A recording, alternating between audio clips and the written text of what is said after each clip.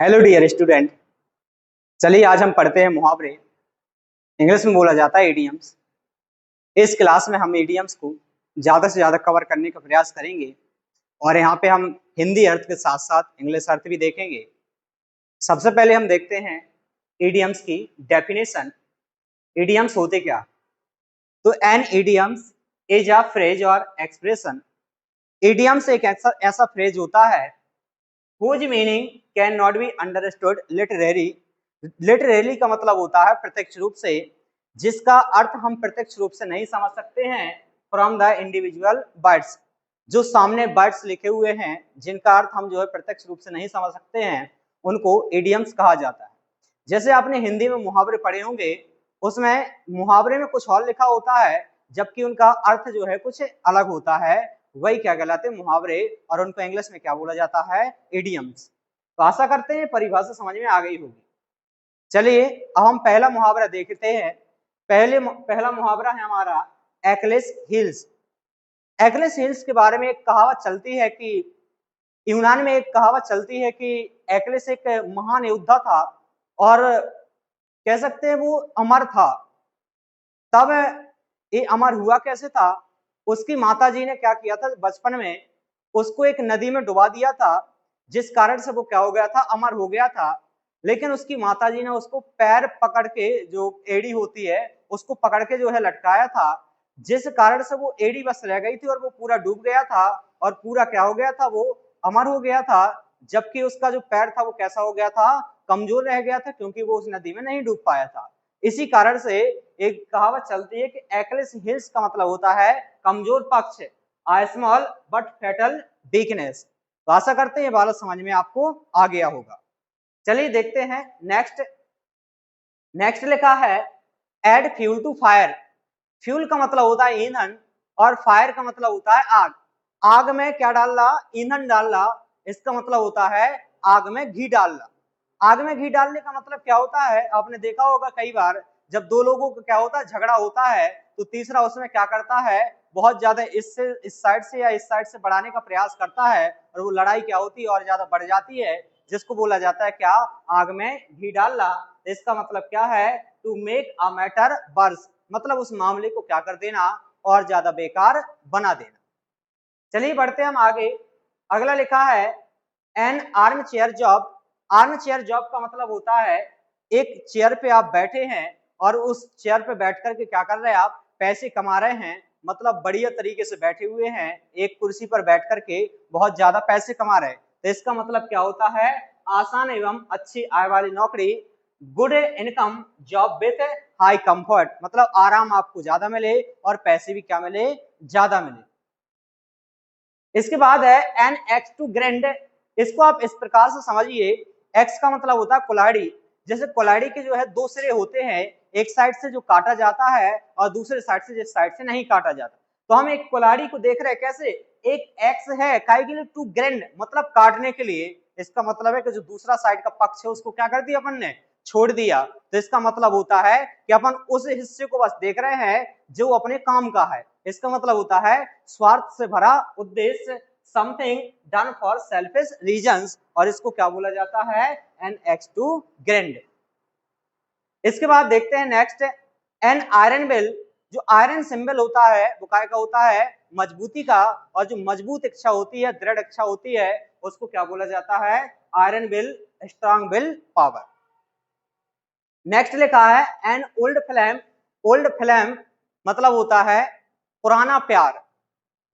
A person with whom one had a romantic relationship in the past, मतलब जिनके साथ पहले पहले जो है रिलेशन रहा हो और अब वो रिलेशन ना हो, तो उसको क्या बोला जाता है? पुराना प्यार या ओल्ड फ्लेम। नेक्स्ट लिखा है an old head on young shoulders. अब देखना यहाँ पे क्या लिखा है? Young shoulders. शोल्डर्स कैसे यंग है और हेड कैसा है? पुराना है। मतलब जब किसी को क्या होता है, उम्र से ज्यादा अनुभव हो जाता है, तो उस समय पे बोला जाता है कि उसका शरीर क्या हो चुका है? पुराना हो चुका है। और जो शोल्डर है वो क्या है? अभी भी यंग है। इसका मतलब होता है अपनी उम्र से ज्यादा समझदार होना। अ चाइल्ड और young person who thinks and talks like an older and experienced person। इसके बाद नेक्स्ट है व्हाइट फ्लैग या फिर ओलाइव ब्रांच। आपने सुना होगा कि जो सफेद होता है वो काय का सिंबल होता है, शांति का सिंबल होता है, और व्हाइट फ्लैग का मतलब क्या होता है, शांति निवेदन या फिर पीस रिक्वेस्ट या फिर पीस ट्रीटी। ट्रीटी का मतलब होता है संधि। नेक्स्ट देखा है Apple of discard. Apple of discard, अब यहाँ पे दो लोग जो है लड़ रहे हैं काय के लिए, एक सेब के लिए। तो झगड़े का कारण क्या है, सेब है, और इसको क्या बोला जाता है, झगड़े का कारण या मैटर ऑफ डिस्प्यूट। नेक्स्ट हम देखते हैं Apple of once eyes. Apple of once eyes, अब आप ये मत समझ लेना कि किसी की आंखों के सेब, आंखों के सेब नहीं होते हैं, आंखों का क्या होता है, तारा होता है। तो यहाँ पे क्या है, एप्पल ऑफ वंस आइज मतलब किसी की आंख का तारा होना। आपने हिंदी में मुहावरा पढ़ा होगा जिसका अर्थ क्या होता है, बहुत ज्यादा दुलारा या बहुत ज्यादा प्यारा होना, या वेरी लवेबल और डियरेस्ट वन। नेक्स्ट है एप्पल पाई ऑर्डर। एप्पल का मतलब होता है सेब, पाई का मतलब होता है ऑर्डर। आप इसको इस प्रकार से समझें कि एक जगह एप्पल रखे हुए हैं, फिर पाई रखी हुई है, फिर एप्पल रखे हैं, फिर पाई रखी हुई है, मतलब एक क्रम से जो है लगा हुआ है।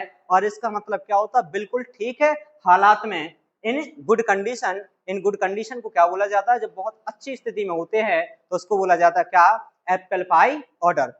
आशा करते हैं यहाँ तक आपको समझ में आ गया होगा। एट अ लॉस, लॉस का मतलब क्या होता है, हानि। जब हम हानि में होते हैं तो हमें क्या होता है, उस समय हमारी स्थिति ऐसी हो जाती है कि हम निर्णय नहीं ले पाते हैं कि क्या करें और क्या ना करें। तो एट अ लॉस का मतलब क्या होता है, निर्णय ना ले पाना, मतलब to be unable to decide, मतलब कुछ भी डिसाइड करने में क्या होना, असक्षम होना ही क्या कहलाता है, at a loss. At a pinch, pinch का मतलब क्या होता है, चुटकी, ये जो चुटकी बजाते हैं ना, एट अ पिंच, इसका मतलब होता है समस्या में होना। इन अ ट्रबल या इन अ बैड सिचुएशन, इसको क्या बोला जाता है, एट अ पिंच मतलब होता है समस्या में होना। एट आर्म्स लेंथ, देखो इसको इस प्रकार से समझो, जैसे कोई अपने यहाँ पे आ रहा है काय के लिए, दोस्ती करने के लिए और गले मिलने के लिए आ रहा, मैंने दूर से बोल दिया रुक जाओ, मतलब दूर पे ही रोक दिया, इसका मतलब होता है कि दोस्ती ना करना या दूर ही रखना। अवॉइड बिकमिंग टू फ्रेंडली, मतलब ज्यादा दोस्ती से बचना ही क्या कहलाता है, एट आर्म्स लेंथ। नेक्स्ट है एट डैगर्स ड्रॉन। डैगर्स का मतलब होता है खंजर और ड्रॉन का मतलब होता है खींचना। हम खंजर कहाँ पे खींचते हैं, जब दुश्मनी कैसी होती है, कट्टर वाली। अगर ऐसी दुश्मनी हो तो फिर वो दुश्मनी क्या, और ऐसी काम चला लेते हैं। लेकिन जब कैसी दुश्मनी हो, कट्टर दुश्मनी हो, तो उसको क्या बोला जाता है, एट डैगर्स ड्रॉन, मतलब किसी के जो है सामने क्या करना, छुरा या खंजर रखना क्या कहलाता है, डैगर्स ड्रॉन। इसका मतलब होता है कट्टर दुश्मनी होना। To have friendly, to have bitter enmity, मतलब बहुत ज्यादा दुश्मनी होना। नेक्स्ट है एट ईज। ईज का मतलब होता है आसानी, और जब अपन को क्या होता है, बहुत ज्यादा आसानी होती है, मतलब चिंता रहित होते हैं, तो उसको क्या बोला जाता है, at ease. Free from pain and anxiety, जहां में कोई भी चिंता नहीं होती, उससे मुक्त होते हैं, तो इसको क्या बोला जाता है, एट ईज। नेक्स्ट है at one's finger tips. Finger tips का मतलब क्या होता है, वो लगते हैं ना, हम तुम्हें उंगलियों पे नचा देंगे। उंगलियों पे कब नचाओगे, जब हमें संपूर्ण जानकारी होती है, और जब पूरी जानकारी होती है उसको क्या बोला जाता है, एट वंस फिंगर टिप्स। इसका मतलब क्या होता है, पूरी जानकारी होना है, या to have a complete knowledge. Next है at one's wits end. Wits का मतलब होता है बुद्धि, जब किसी की बुद्धि का अंत हो जाता है तो वो काय में आ जाता है, उलझन में आ जाता है, और इसको क्या बोला जाता है, एट वंस बिट्स एंड, या फिर उलझन में। इसको बोला जाता है पजल्ड, या सिनोनिम जो होता है कंफ्यूज्ड या फिर परप्लेक्स्ड। ठीक है। नेक्स्ट है at six and seventh. At six and seventh मतलब अब ये समझ में नहीं आ रहा कि 6 है या फिर 7 है, कहीं से देख रहे हैं 6 दिख रहे हैं, 7 दिख रहे हैं, मतलब सब कुछ जो है काय में है, अस्त व्यस्त तरीके से पड़ा हुआ है, और इसको क्या बोला जाता है, एट सिक्स एंड सेवेंथ। और इसका इंग्लिश होता है क्या, इन डिसऑर्डर, मतलब जब ऑर्डर में क्रम से ना हो, अस्त व्यस्त तरीके से पड़ा हो, तो उसको क्या बोला जाता है, at six and seventh. Next है एट स्टैक। स्टेक का मतलब ही होता है क्या, दाव पर। दाव मतलब क्या होता है, जोखिम, बोलते ना जिंदगी दाव पर लगी है। दाव पर लगी है मतलब ये जो है खतरा बना हुआ है कि मरेंगे भी या फिर जिएंगे, तो उसको क्या बोला जाता है, दाव पर, एट रिस्क और इनसिक्योर। इनसिक्योर का मतलब क्या होता है, असुरक्षित। नेक्स्ट है एट द 11th आवर्स। आपने देखा होगा घड़ी में जो है 12 तक इंडिकेशन रहते हैं, 12 संकेत रहते हैं, और जो लास्ट होता है वो 12th होता है, और उसके पहले का जो होता है उसको वो कौन सा होता है, 11th होता है। और 11th आवर्स का मतलब क्या होता है, अंतिम समय में या at the last moment. Thank you for watching this video. और दोस्तों हम आशा करते हैं कि आपको ये वीडियो जो है बहुत ज्यादा पसंद आई होगी, तो आप जो है हमारे इस वीडियो के माध्यम से सपोर्ट कीजिए, लाइक कीजिए, शेयर कीजिए और सब्सक्राइब कीजिए। धन्यवाद।